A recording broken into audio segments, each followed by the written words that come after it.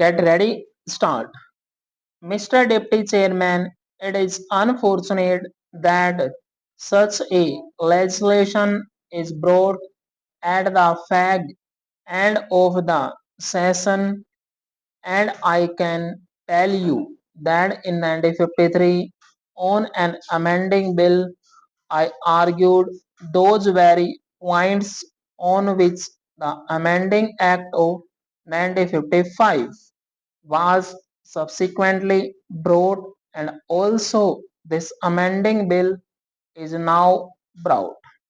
At least, sir, the ministers don't want to change anything in this house because it is coming at the end of the session, and on that account further amending bills are later coming forward. It is because they are not understanding our viewpoint. Now, sir, the intention of government was quite clear in 1953 in the matter of transfers and closures and all that. But we asked them to clarify it, and they did not clarify it. They clarified it in 1956 about transfers. Our main aim or our main intention is that no workman should suffer for want of work, but if he is given another job, if we give him other work on the same conditions by transfer of service, he would suffer for want of work. That point was rejected in 1954 and the amending bill was brought in 1956. Now, sir, about closures. Closures are of two types. If there be accumulation of stocks or financial difficulties, the concerns will reopen. But there are closures of another type of regions for which the concerns will never reopen or which will be razed to the ground.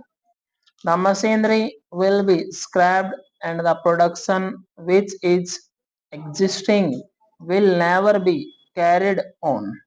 Even in such cases, sir, I know the intention of the Honorable Minister is to give compensation, and I think, sir, whatever may be the intention of government, whatever we argue will not be fully realized.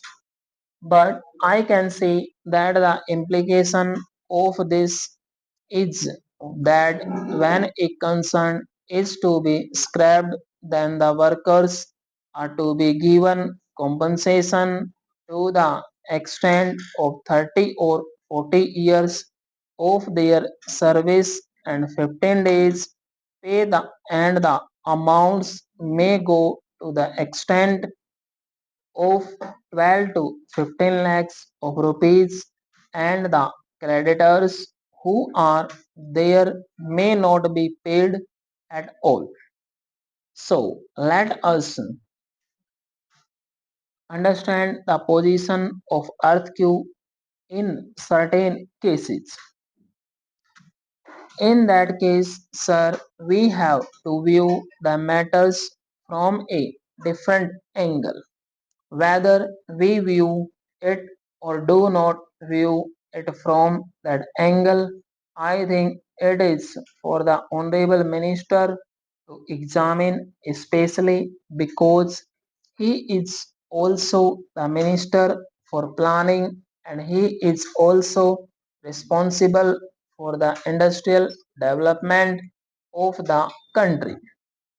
So I hope he will look at it from both the angles of the effect of this measure on the industrial development of the country. That is the main thing. Industrial concerns which are scrapped are unable to pay. Then can we say that full amount is to be paid to the workman along with the creditors who have also provided money for the concerns. There are the banks also who have advanced funds. What will be their position? There must be some limit fixed for associating the workers' claims along with them. Supposing that it is not accepted, then I will go further and say that with regard to those workmen who are to be paid compensation, we have to see whether they will be able to get work in about 1 year. In that case, compensation may be limited to 1 year.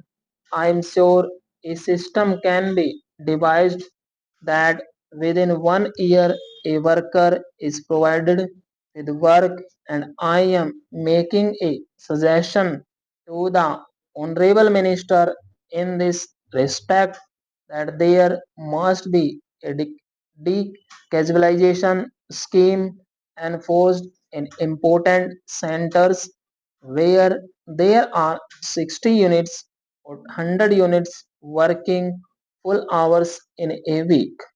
Suppose a permanent worker is retrenched in one unit and there is another unit or units where workers are taken. This retrenched permanent worker should have prior claim over newcomers in that unit or those units. There must be legislation in this respect. If legislation is there, then this difficulty will be avoided. I feel, sir, we are going slow. We are not going into the root of the evil as to what is the reason for the closure and whether the permanent retrenched workers could not be accommodated in other concerns with no loss of pay or loss of pay for months or till they get again permanent employment elsewhere. The next point is, sir, that many concerns are closed, are being sold on account of want of standardization of wages in the country. Certain units are employing about 50% more workers than others of the same size, and they are not able to get out of such surplus labor. Sir, all the trade unions are also responsible for such things. Surplus labor is in some concerns. Stop.